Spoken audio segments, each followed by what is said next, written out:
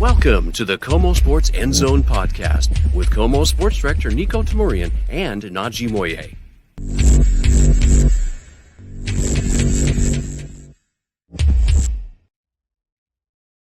Well, welcome to the KOMO Sports End Zone podcast. I'm Niko Tamurian. Najee Moye will join me in just a few minutes here. Hey, we got to talk about some stuff because not only have the Seahawks entered and now come out of the other side of their bye week, losing 5 of their last 6 games, right?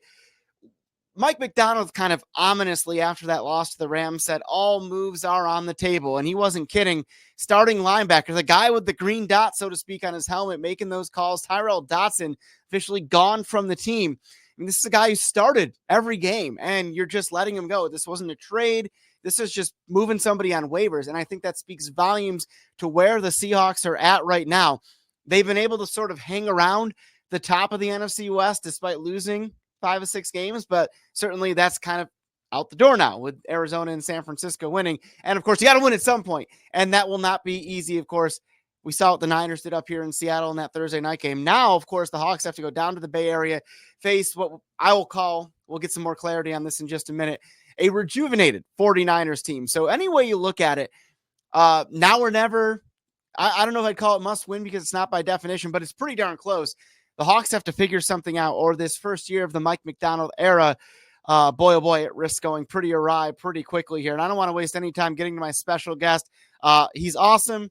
We were just talking about how I got to meet this guy over face-to-face in the video screen just a second ago, but we've been talking for a lot longer than that. Just one of the real great guys in our business. I want to bring him up here. Chris Alvarez from ABC San Francisco. Thanks for being with us, man. Thanks for joining us. Yeah, it's great to see you. I love the backdrop, and this should be an exciting game. And you mentioned it, not must win, but every game now after your bye week and second half stretch, Niners-Hawks, it can't get much better than that this weekend. Oh, absolutely. First of all, I'm going to reference the Sonics jersey because I hope one day we can talk about a Sonics Golden State game. That would be a lot of fun. That'd be awesome. Send me up there now. It has to happen, right? Like when this happens, if the NBA expands or whatever it is, you got to get a team back in Seattle. I'm waiting for it. I think it's Vegas and Seattle seem like 2 of the top places to go, right? I'm going to call 2027. They'll actually be playing. Obviously, we'll hear stuff before then, but yes, and I'm really hoping for that. Chris, you really hit on something a minute ago. You know, it's something about the Niners and Hawks. These teams love to hate each other, but for everything about a rivalry, it's been pretty one-sided. The Hawks haven't beaten oh boy, they haven't beaten them since 2021. So certainly the Niners have enjoyed a great stretch in recent years, but let's focus specifically on the here and now. Christian McCaffrey back. Just what's kind of the vibe, the state of things down in the Bay Area right now? Well, there's obviously a lot of excitement with Christian McCaffrey yesterday, or as we're speaking, in the Week 10 game against the Bucs. 107 total yards, 19 total touches. Didn't score a touchdown, but he just opens everything up. The Niners still had their struggles, though, against Tampa Bay. Red zone failure. The special teams has been an issue. We saw the 3 missed field goals. Deebo Samuel getting into it. Tabor Pepper and Jake Moody. So not all is roses over here, but a win's a win. You get back to where you need to be. And the Niners under Kyle Shanahan historically have been a second half team. And so this is where the Niners kind of make their money and make their run. And right now they feel like with Christian McCaffrey back in the mix and all the other guys mostly healthy, obviously Brandon Ayuk, that was a pretty unfortunate situation for him with his injury and all the drama that went for him. He's out the window, but most of their playmakers are around. And now it's just about not making those issues or those mistakes on special teams and kind of just getting back to where they are. They just have been so inconsistent this year. They could very well be 7-2. They could be 2-7. They've been in a lot of games where it's just, in the NFL, it's a couple plays here and there. So they're 5-4. They're middle of the road, but I think a lot of fans and the team is feeling better with Christian McCaffrey back in the lineup. Well, that's just it. And you mentioned a minute ago, under Kyle Shanahan, kind of a second half team. This feels like, at least what we've noticed from afar, one of those patented Niners runs to the conference championship or the big one, not to get ahead of ourselves. Yeah.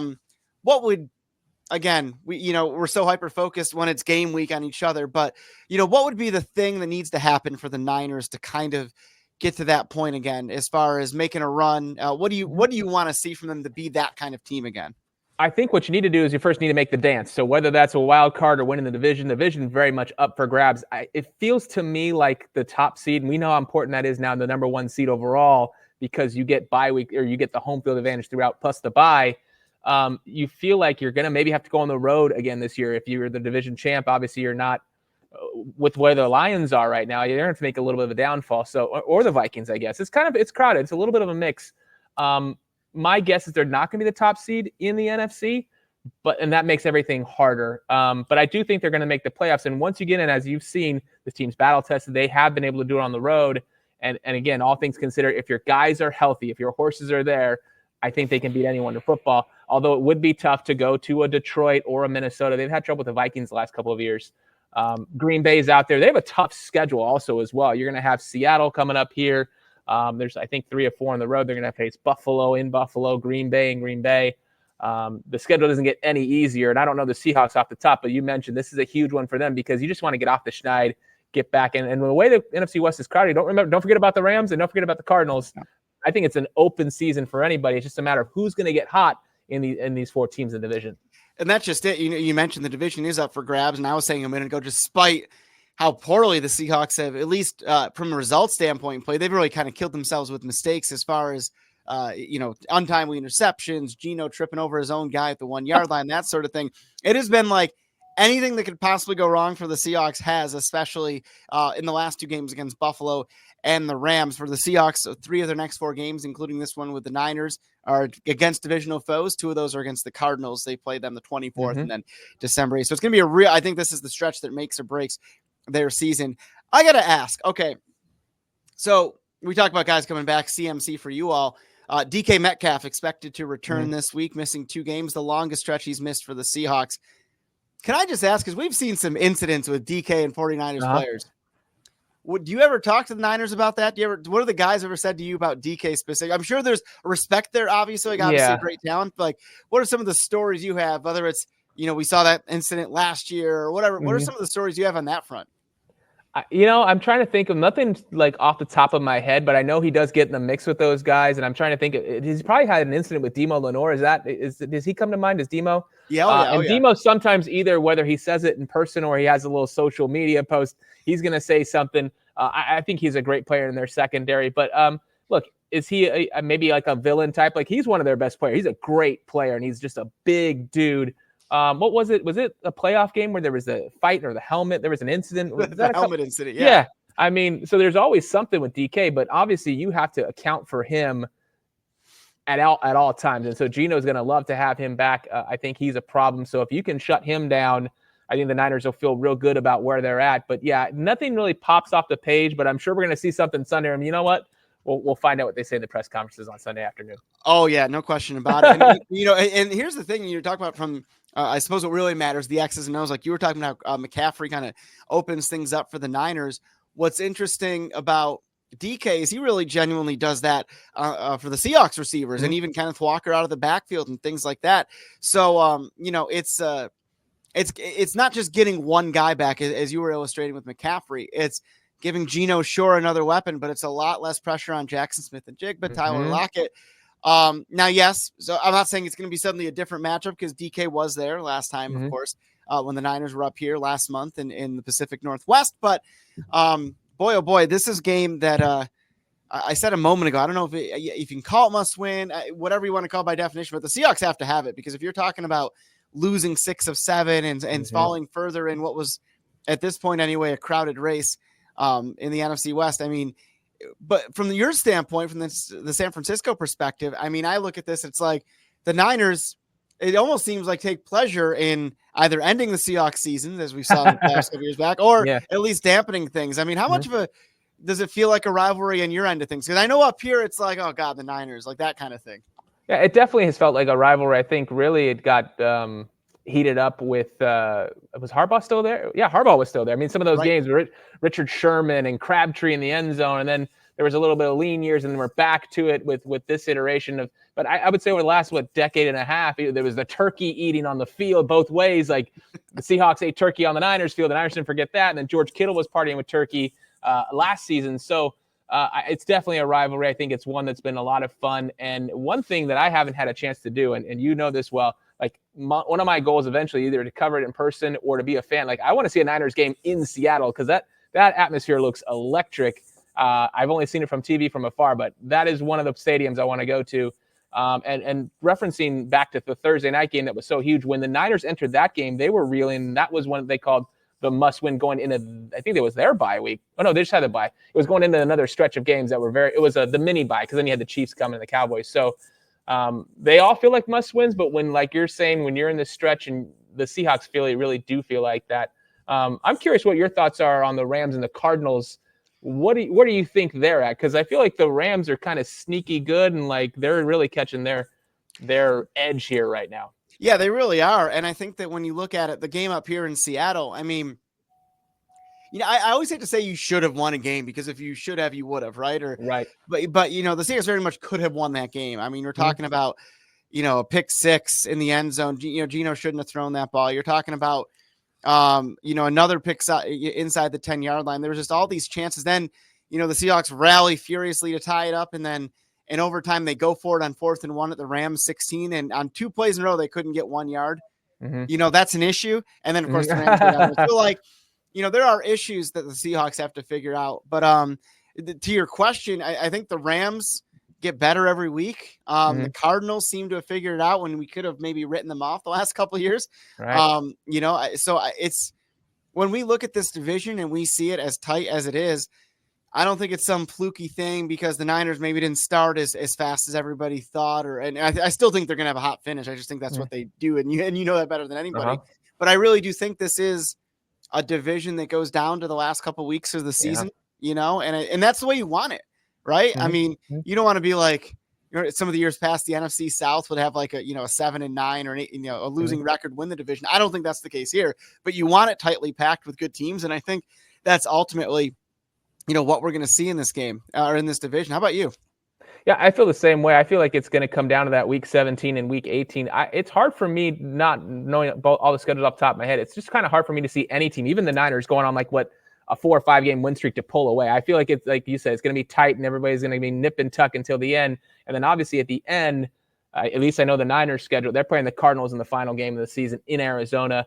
The NFL obviously tries to put the division matchups to make those games mean more. And so I like how the NFL has done that over the years where they make everything jumbled and they make sure those division games are at the end. So like I said, I know the Niners have a really tough schedule. You're going to have to go to Buffalo, to Green Bay. They go to Miami still.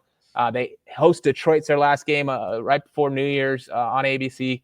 I mean, their schedule is no joke. There are no more give me games. I think they messed up a couple of those early, and you hope that doesn't come back to bite you. But at this point, you're 5-4. You just move on. If you're the Niners, you got to focus on what's ahead. Absolutely. So, hey, what are you looking for in this game specifically? I hate to be cliche about it, but what is the key for the Niners to get another sweep of the Seahawks here and to keep their thing marching forward? I think they need to shore up their special teams issues. That's been a lot of the reasons why that these games have been so close and teams are getting instant short fields and things like that. But I think if the Niners can kind of keep humming on offense, you get Christian McCaffrey back in the fold.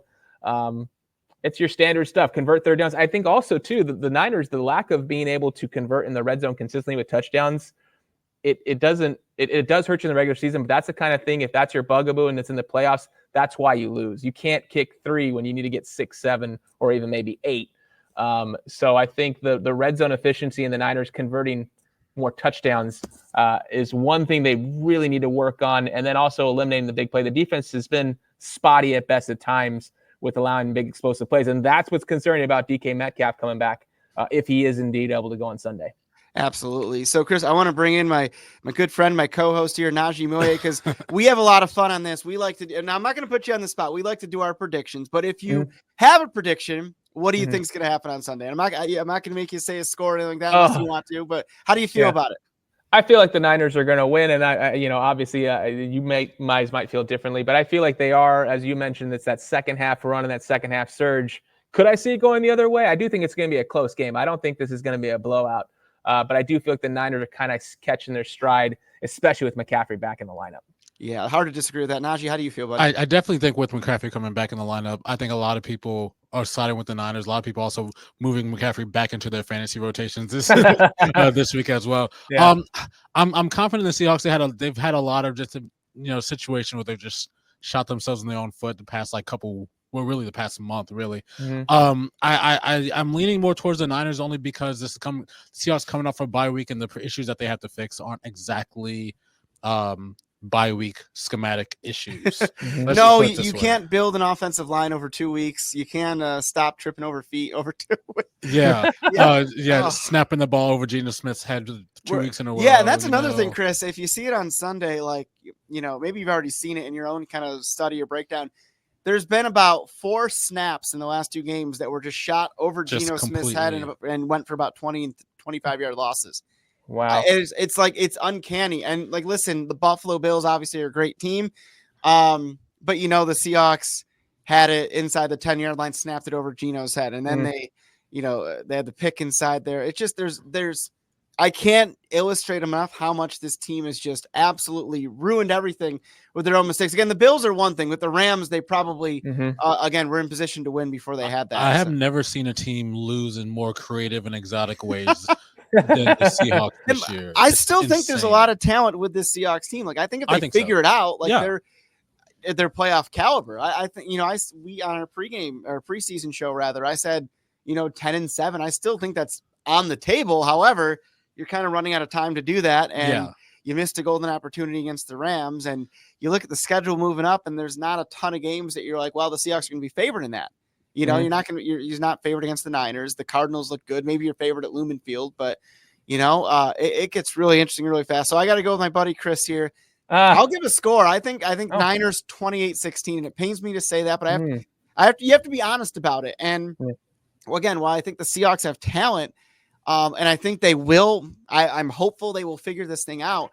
What I've seen the last 2 games are just uncanny in the way of mistakes. Now, do I think we'll see that for a 3rd straight week?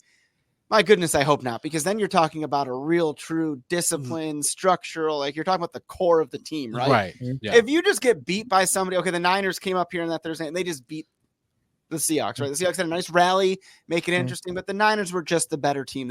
Like those kind of wins, you never want, if you're in the NFL, you never want, there's no moral victory. You don't want to lose or anything like that, but it's one thing when you lose that way as opposed to, snapping the ball over your head, tripping, and all that good stuff that we keep lamenting here. But yeah, you mentioned the atmosphere in Lumen. Well, you want to experience that for a Niners Seahawks game in Lumen Field. I've never been to San Francisco for a Niners game there. Are you guys expecting to see a lot of Seahawks fans? Because I can tell you on game week here in Seattle, it's like San Francisco North suddenly. The Niners fans definitely travel. We have seen, at least in my years and even covering when I wasn't here in this market, the Seahawks fans have traveled. And obviously when you're better or you're good, there's a lot more blue and green, and they can be a little bit annoying about it, and they can take over.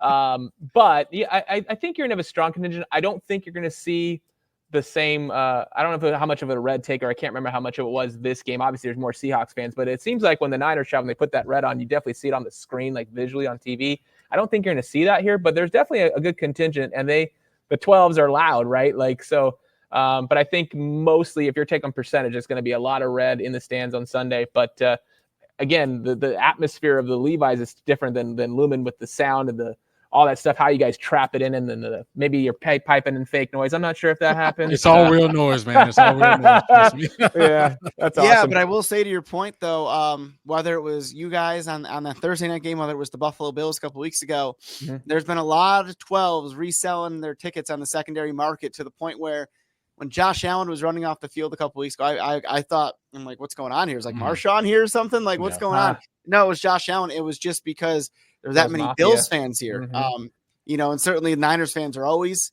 strong in that way, but it was, boy, I remember that 4th quarter when the Niners kind of iced it late with that big run. I was like, gosh, this is pretty loud. This is not ideal. So hopefully the 12 show up.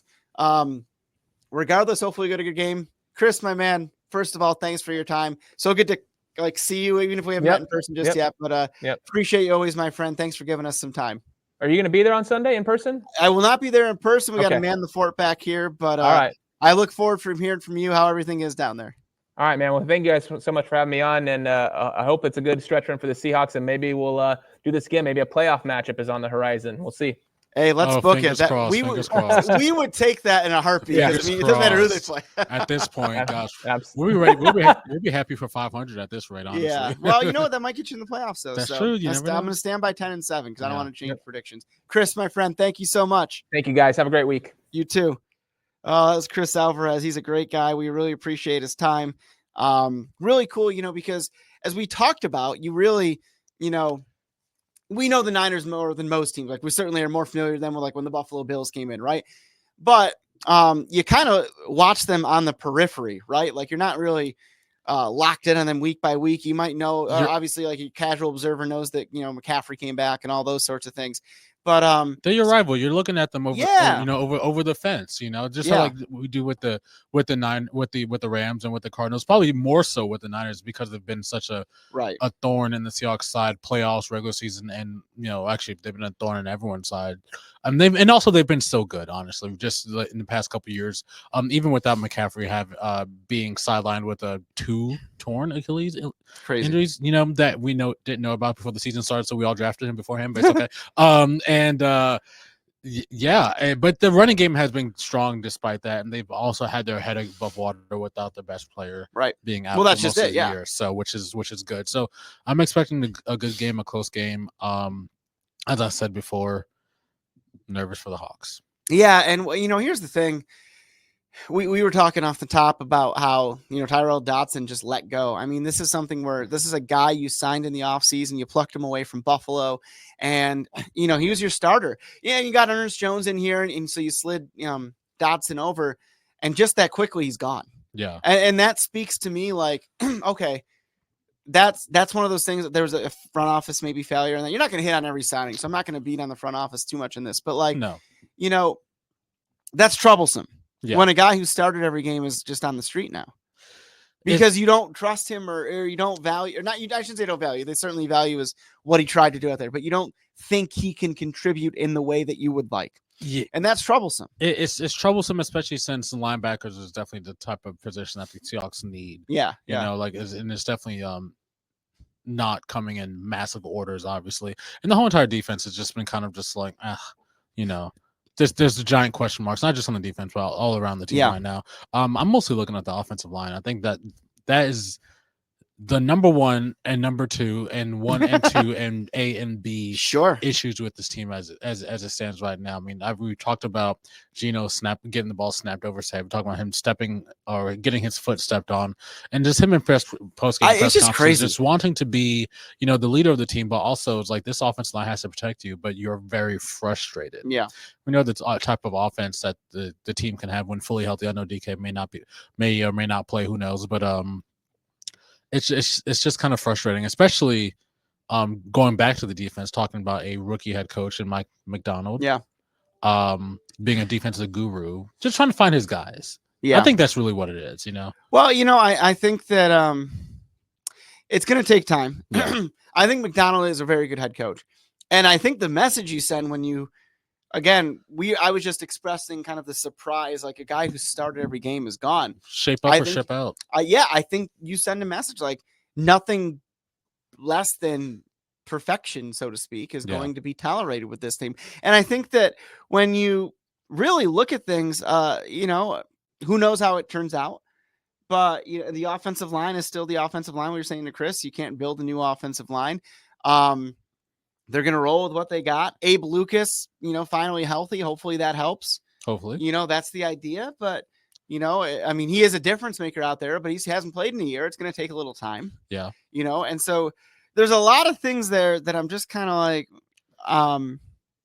boy, oh boy, I don't know necessarily what to make of it, but I do know that this is a very difficult game. Haven't beaten the Niners since 21. They're very good. And we were just talking about how they're surging. And if you don't get this, you've lost 6 of 7.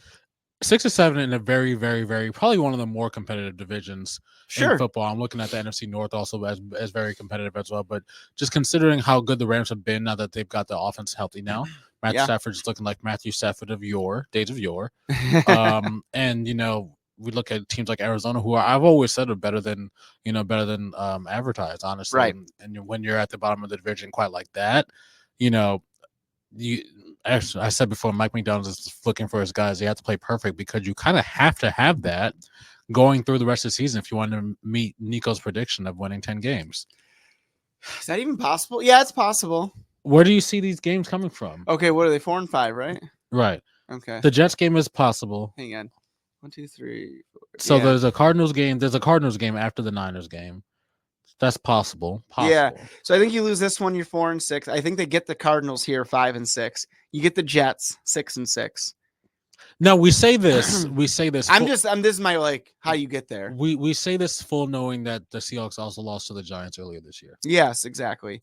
Then you have to get the Packers and Bears to get to 8. The Bears are, and then you hope 9 and 10. You win 2 of 3 from the Cardinals, Vikings, and Rams. Probably the Cardinals and Rams. I honestly think that they can take both from the Cardinals.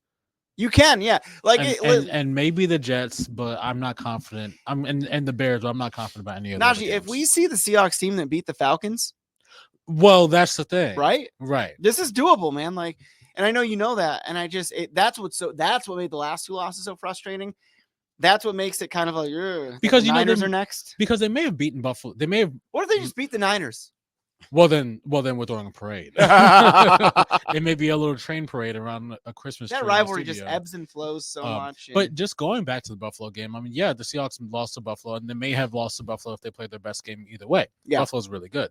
That being said, we never got the chance because were too busy beating themselves. Right. Well, and that's what I really hate. If they miss the playoffs by say 1 game, it's that Rams game, right? Unless something crazy happens. Oh, you think it's the Rams? It's the Rams game, right? Because the Giants, they played poorly against the Giants, and the Giants just kind of dominated them, but they still had a chance with that field goal late. Okay.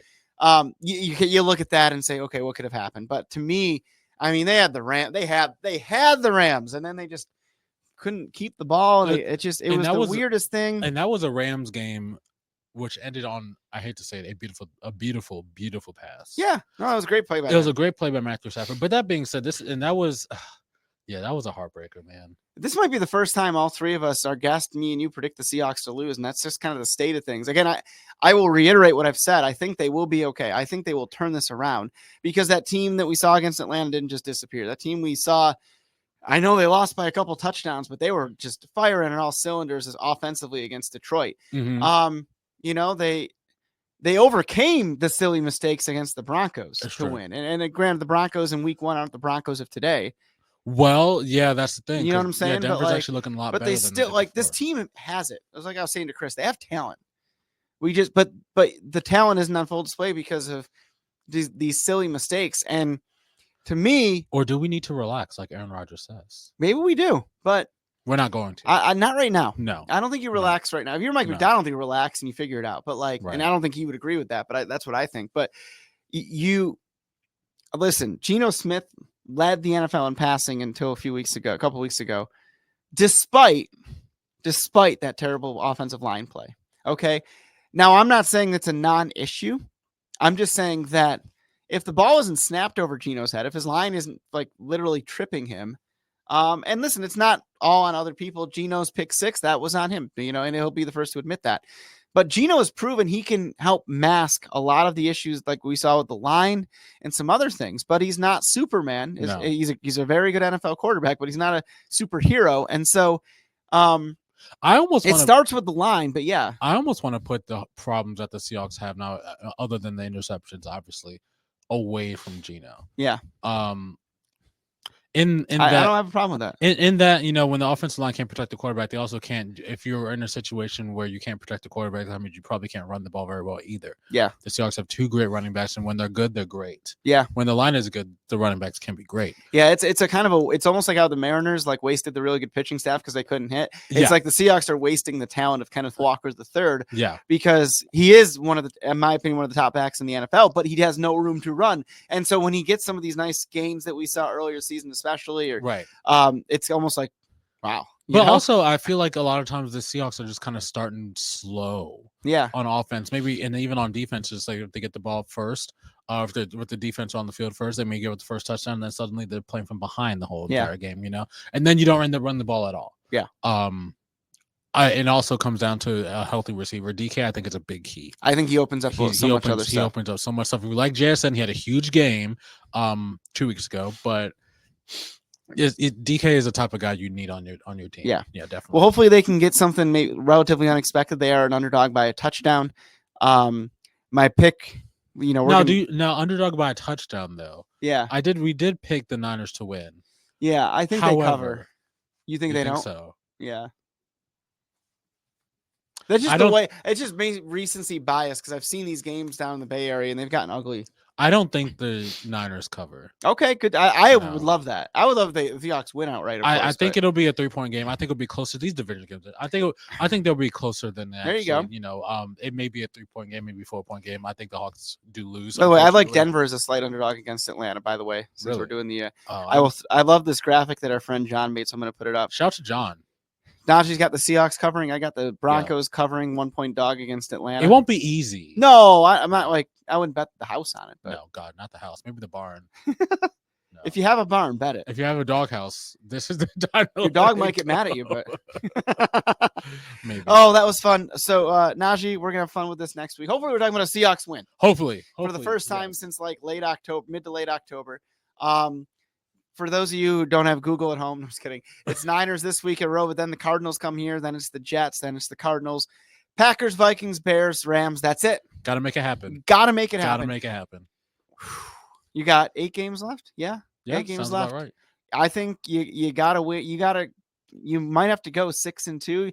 You're 5-3 has you just like the last 2 seasons in it until the final week. I know, 5-3 is doable. I know a lot of Seahawks fans that will be that, and I'm not. This is not hyperbole. That are like they cannot watch. Right, sure. Like I stick with it. This one, again, it might be tough because it's the Niners, and I think they're rolling right now. Right. But then it's that stretch of 4 games after it.